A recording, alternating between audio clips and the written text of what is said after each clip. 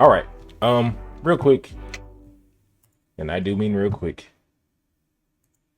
This is why you trust your analysis, guys. So, I caught a little bit of this on the way down. It wasn't nothing crazy, so unfortunately, this is not gonna be a video like, oh my god, I took 100 to whatever, or 20 to whatever, or whatever to whatever. But NFP played out. I don't know exactly why USD NFP made GJ move. That was very strange to me. It literally moved the exact same time. I don't know. I don't know. I don't know. I don't know. Like I said, I don't know everything. But um yeah, so again we had the high, low, lower high. Now we have a lower low. Now we're about to get another lower high and then create another lower low to continue this downtrend that we're on, or that we created. And yeah, so trust your trades, trust your analysis, and just continue to get better with whatever way you trade. um when I make these videos, there's not really too much more that I can say, because I say what I see and then it plays out, so it's not much more to it. We're back below that 2015 high. Like I said, if we could get a retest around it and drop down, then so we got that retest, we got to drop down or whatever. Like I said, I caught a little bit of it. I didn't get to catch the entire move, because like I said, I was in and out this week because of NFP. But next week, I don't think we have any crazy news coming up. I'm gonna check real quick though.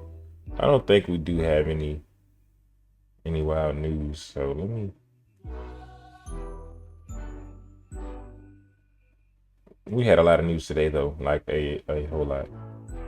All right, so next week we have PPI Tuesday and CPI Wednesday for GBP, and CPI Wednesday again for USD. All right, so we got CPI and PPI next week for GBP and USD. So I also did a live, and I had marked this up. So if y'all ever on here, make sure y'all come to the live. Checking me out. I'll be having, is there not an unhide all?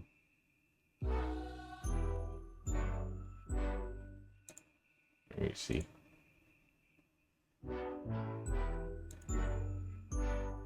Oh, oh, that's not good.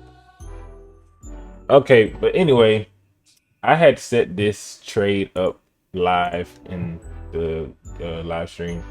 I had broke everything down. I'm not gonna go back over it, but it was just a 1 to 3 trade. I don't know if this was exactly the thing that I had said, but it looked something like this. If you go back to the live, you'll see it. I was explaining everything. Jesus Christ. I was explaining everything in the live on why I feel like that was gonna go in that direction, and it did. Um, so yeah, I was upset at myself because I did have a trade set down here. My entry was literally right here. I left and went to the gym, and it did this, but I had closed out because I think I explained this already. I had closed out the trade because I was being very impatient, and like I said, I was going to the gym. Um, but as you can see, it played out, and honestly, if I had left my entry right here, I would be very, very, very, very, very deep in profits, and I probably would have made over 100 and something dollars. So again, trust your analysis, bro. Like I said, and it's not that I didn't trust it. I just knew that it was NFP week, and I do not want to fucking get in the middle of no stupid shit because of NFP. So, but which is also strange because during, let's see what time this was. This was 9:30. So during the news for NFP, it was at 7:30, right? So this was news right here for USOIL. It didn't do nothing that y'all can see. But if we go over to USD CAD, This is what happened. So it spiked down, it shot up, it sold all the way back down, and then it bought all the way back up. But US oil was not affected by NFP like whatsoever. Because this was the 730 candle. That shit didn't do nothing. This was a normal candle. So, and then this was just a pullback into this fair value gap. But yeah, anyway, I know I've been talking about GJ for a minute now, and yeah, so again, price bounced off the moving averages. Price got back below 2015's high. Everything that I pretty much was saying played out. We just had to wait and see. And yeah, so I'm gonna be doing some live trading for London session. Now Sunday, I'm going to go live at 5, and then I'll come back at 1, and I will kind of go over whatever it is that I'll be looking at Sunday. We did hit this little trend line within this channel, so if anything, I'm gonna let the market do what it do. I'm gonna let it, you know, create its lower high and do all the little sweet shit it's gonna be doing, and then I get my entries probably back under this level once we get back below here, and then some more entries once we get back below here. Yeah, I did catch this though. I had like 6 entries open. Like I said, I didn't make a whole lot, but I also didn't hold a long time because I didn't catch the drop from up here like we explained it last time. I think we was, where were we at? Because I had set an alert, and yeah, so I caught it from here. I had set the alert, and price dropped here, and then it pushed back up here. And like I said, with me knowing it was NFP week, I didn't know that GJ was going to be affected. It looked like it was affected by it. So like I said, I don't know what that was all about. But I didn't know that GJ was going to be affected by that. And so I was just being cautious all around. Simply because the way I've been trading lately, I can't afford to make any mistakes with the way that I've been trading. You know what I'm saying? Not just one single entry with a stop loss take profit. Yeah, but I think I'm gonna have to go back and when I do place my trades the way I do, place that one entry at that one spot with my stop loss and take profit, and then when I do my compounding and have multiple entries, just have it to where I can secure those, you know, whenever I feel, you know, like I want to secure it. That way I still have one running. Because I said I was going to leave a runner, but I still ended up closing my trades out because I was going to sleep. And me personally, I'm not the type to put my stop loss in the profit, because I know if the move is actually going to happen, like I don't want to get stopped out. Even if it's in profit, I don't want to get stopped out early and I wake up and the move has done like some crazy ass drops.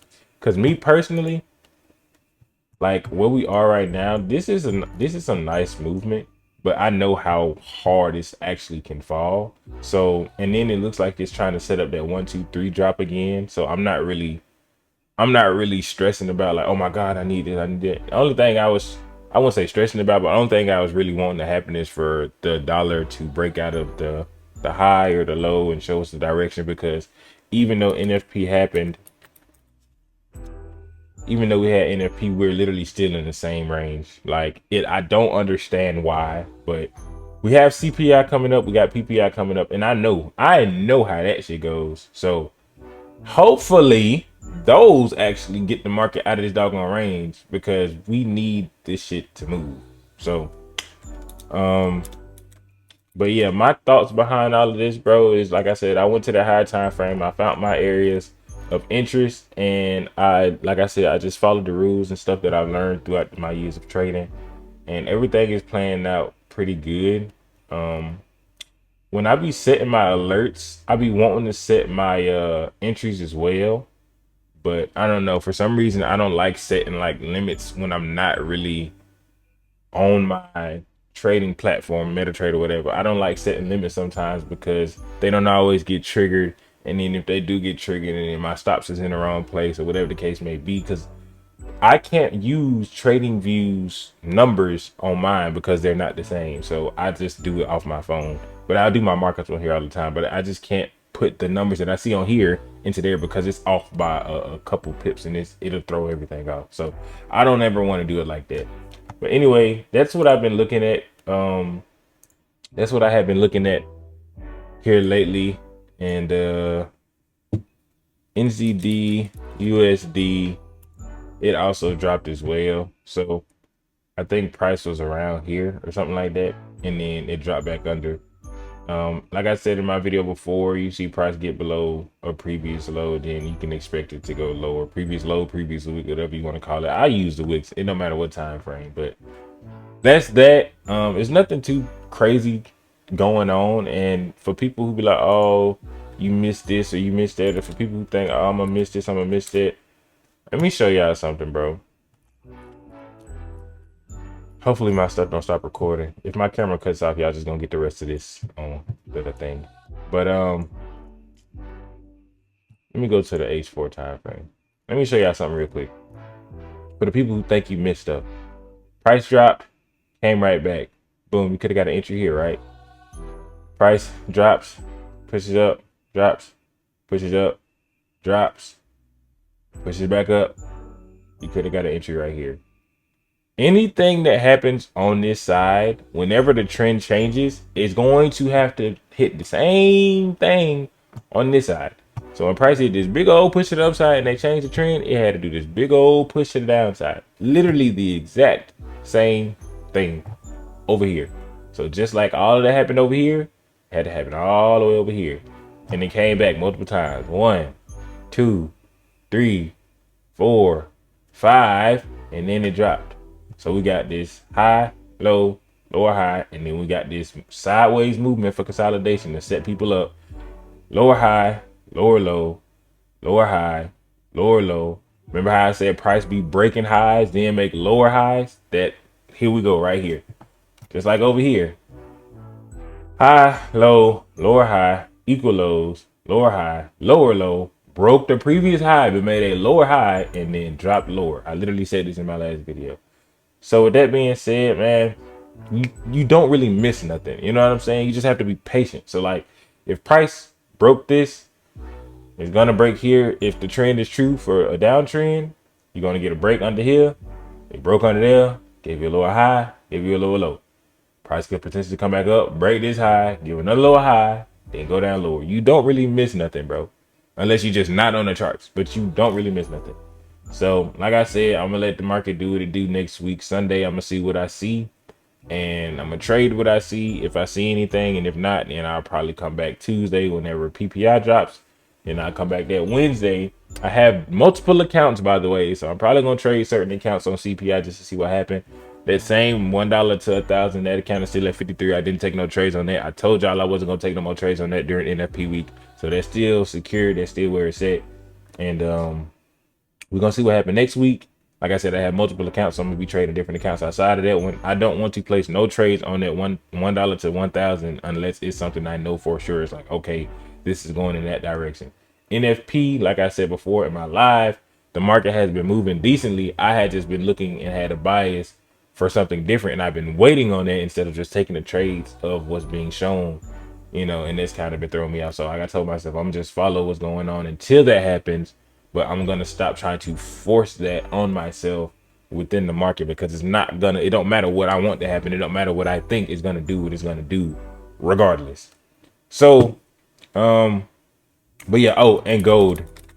So gold, I was telling y'all that gold has been bullish, and I was talking about this in the live as well. If y'all missed the live, it's the most recent live I did. Something about the only strategy you need or something like that. So, we was getting higher lows, higher lows, higher lows. And then in the live, I think price was around here. And I was telling them that price is going to break this, push up to this level, then possibly go to this level, come back down to this level, and either go back down here and then push back up. Because as you can see, price has been hitting these quarter points back to back. So from here to here, moved sideways, went up a little bit, came all the way back down, broke it, came up a little bit, went all the way back down, broke it, came up a little bit, came back down, broke it, came up a little bit. It's probably gonna come back down, break it, come up a little bit, come at. So gold has been on the uptrend. It's just some very weird price action. So outside of that, gold is still bullish.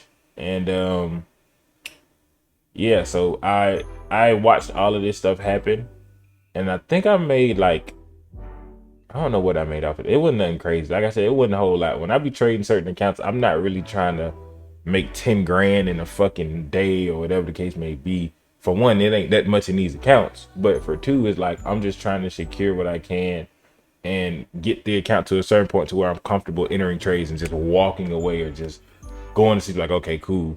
Because once I'm at a certain amount in the account, it's like once I enter my trades, it's like, okay, cool. If this pull back even 250 pips, it's gonna be okay. So that's all I be trying to do with my with certain accounts. But because I know how I trade anyway. But I think that's it. We're gonna go to the DXY. That mug is fucking bullish as hell. It's been bullish since goddamn forever.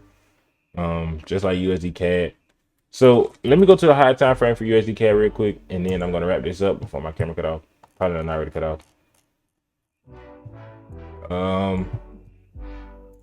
Go to the month. So we have these highs here. Price could potentially get back above, take out these highs, then sell off, or we're gonna break these highs, go all the way here, and then the market's gonna continue to fall. Well, everything against the dollar gonna continue to fall. So we still have a little room left to push.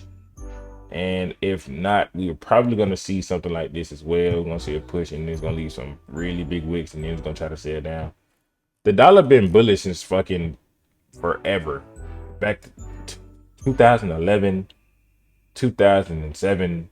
So it's like after it hit that, it never came back. So from here down, that was COVID. Yeah, 2020, market came up, dropped down. 2021, and brought all the way back up. So the dollar been bullish anyway. That's all I got for real. That's just a little update on what I took, what I looked at. I have a different computer now, and I have OBS on that as well. So once I do my live trading and my live streams, y'all will be able to have that. I'm gonna see if I can set it up to where I can record while I'm live streaming. That way I can drop it as a video, and then, you know, edit some good parts or whatever the case may be to make it look decent and not just a regular live stream, you know? So like highlights. But anyway, that's all I got. I hope that you're able to get something from this information that I'm dropping for y'all. And again, if you want like some good information, go back and watch that live that I did. Comment down below, let me know if it helped. Comment down below if you think it's bullshit. Comment down below if you think, just comment down below, let me know what you think, bro. Anyway, like I said, that's all I got. I will catch y'all in the next one. Peace.